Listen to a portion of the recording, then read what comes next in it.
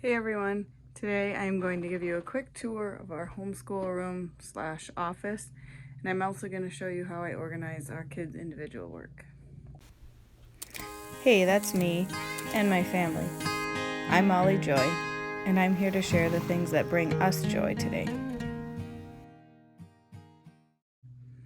So to start out, the office / homeschool room is right off of our living room here, and we have a door we can shut, so that helps a lot.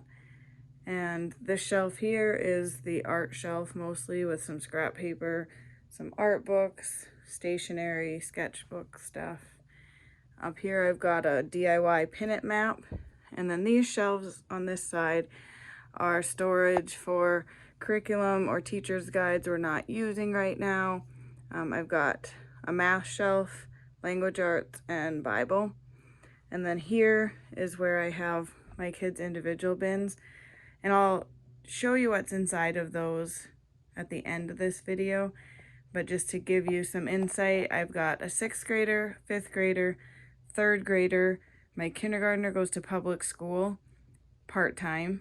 And then I have a preschooler, a 2-year-old, and a baby. So this is what we have for the academic type things. This counter here has cupboards with more art supplies, some readers, early readers, paint, markers, things like that are in that drawer, and then pencils, scissors, glue are in the top one. I've got my printer, paper supplies over here, and then we have our timeline wall and our map wall, and also my desk area. And we can also pull this desk out to the middle and use it as a game table or project table if we need to. And underneath is where I store like craft project supplies. And then on this side of the room, on this door for the closet, I've got a shoe organizer where I keep flashcards, trivia games, memory, different things there. And then these bookshelves are, the bottom 2 shelves are for preschool activities and books. And then here I've got life skills books like career oriented or survival idea type books. Here we've got geography, animals. These 2 shelves are history, and these 2 shelves are science. And these are pretty much all nonfiction books. We've got our tables that we pull out into the living room when we're doing our morning time, and then just a few other odds and ends up there. And in this closet is kind of our playroom. It's a big closet, not a big playroom, but it works for what we need. We've got all our games up here, and there's a lot of educational ones that we use. We've got Play-Doh kits, we've got the small sets of things that we don't want dumped all over all the time. We've got puzzles, the play kitchen that I had when I was little that my dad built for me, some mess, toys, dress up stuff, and so on. So it is convenient to have that right next to the schoolroom. So now I'm going to show you how I have these shelves organized. So going vertically, each of my 3 older school age kids has their row. This is my 5th graders, my 3rd graders, and then my 6th grade boys are there. That bottom green basket is kind of just preschool toddler activities. The red basket is my preschooler's work that he can do with me when he wants to. And the yellow basket is our computer and headphones and that kind of thing. So how I've got it set up is the bottom 3 bins are their independent bins, and I'll show you what's inside of those. The middle ones are our morning time baskets with our family subjects, and then the top 3 are their individual project bins for their delight directed learning subject. So I'll show you what's inside of one of my daughter's things. So these bins are handy. They've got a storage compartment on top. Unfortunately, they don't hold up very long. The latch is broke, and the cover is actually completely broke off of the other 2, so I wouldn't necessarily recommend them. But inside is all their independent work. So she's got a Bible workbook, She has a couple of different grammar options. She's got a handwriting book from The Good and the Beautiful, and she has her math also from The Good and the Beautiful, as well as a notebook for things like copy work. And my other two kids have very similar things in theirs, so I won't show you inside every one of them. And then the next row up, like I said, are the family subjects.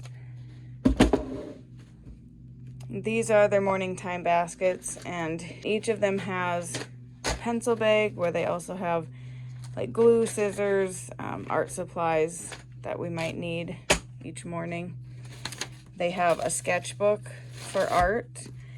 They have their history timeline, book of centuries. They have their writing binder for the writer's workshop that we use with the Layers of Learning program. And I'll show you how I have that set up. So each of my kids has a journal, and they can either use the journal or they have a journal tab if they want to do some drawing or, have a different type of paper than just lined paper. So they can do their journaling and daily assignments for writing in either of those places. Then there's a project section, and that is where they keep their final project at the end of the unit along with their drawing or whatever they make to go with it. Their helps section are just reference pages that we can go back and look at as we need to, that are part of the printable packs for the writer's workshop. This section is for ideas, which we haven't added to yet. And then this is the printable pack section, which I probably won't print these in the future unless we actually need them that day. I'll just print them as we go. But these are some of the printables from the Jumpstart unit that we did first, which we are no longer in. And then at the back, I just have a section for blank paper, writing paper, different layouts that they can use for their writing projects. And then the last thing in their baskets are we call them their Layers of Learning binders.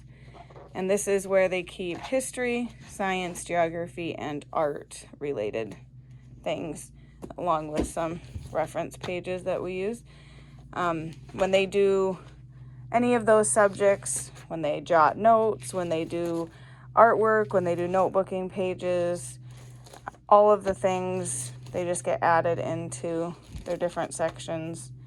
Coloring pages, science projects when they take notes on that, and geography is mostly mapping and that kind of thing. And then art, they don't have a lot in here because most of their art stuff goes in their sketchbook. And then again at the back, I've got some blank paper and page protectors. And at the very back is where they keep their timeline figures, and they put those in their timeline books. Most of them also keep a little drawstring backpack in their baskets, so if we go outside or go for a walk or something, they can easily toss some things that we need in there and bring it along with them. So that's what is in each of their morning baskets. And then the top are their project bins, and I will give you a peek inside each one of those since they all three are different. So my 5th grade daughter right now is really into first aid and learning about the body and natural healing, that kind of thing. So each of my kids has, if you didn't notice, they are color coded, but each of them have a project notebook where they just take notes and jot down different things about the topic that they're currently learning. And then I usually give them a few resources. Not all of her resources are in here. She actually has a suture kit with fake skin and needles and thread that she's learning right now how to stitch up wounds. And then this is a little mini lap book study guide that she can cut out and do if she's interested, as well as some fun pretend doctor type pages that she can play doctor with. My 3rd grader is into Missionary Stories. So for her project, she's just reading this Christian Heroes Then and Now book about Florence Young. And I did find a few printables about Florence Young that I'll just have her fill out and glue in her project notebook. when she is done with the book. She also loves to watch the Torchlighter on YouTube and often she can find the Missionary Stories on there that relate to the books that we have read. And then my 11-year-old son is currently doing scouting and survival, and he's loosely working through this unit. It's by Delightfully Feasting, and each week it gives them some pages to read out of each of these 3 books. And then there's journaling ideas, field work, skill tests, and family activities. And these are really neat, just practical skills that most young boys would be interested in. He's made a couple different types of shelters, and he's learning a lot of different things like that. And again, he also has a project notebook where he writes down his notes, and he did one project on gardening where he kept notes on the plants that he had actually planted and different things about them. So he's got some drawings and different things that he's been doing in there. So that is what he's doing for his project. And I don't necessarily assign them specific things. He also has an app that's a survival game that he likes to do that I sometimes will let him do for his project. But often for their project assignment, I just give them, tell them, 1 time or 2 times a week I want them to work on their project, and they can kind of do whatever they want with it. And that's been kind of a learning journey for all of us. But as they grow older, they seem to be slowly growing more into the freedom of learning the things that they really are into. So if you have any questions about either the room setup, some specific thing that you saw that you would like me to share more about, or how we utilize our baskets with our kids, I would be happy to give you some more details on that. But that is the simple little room that we use when we are learning. Hope you guys have a great day.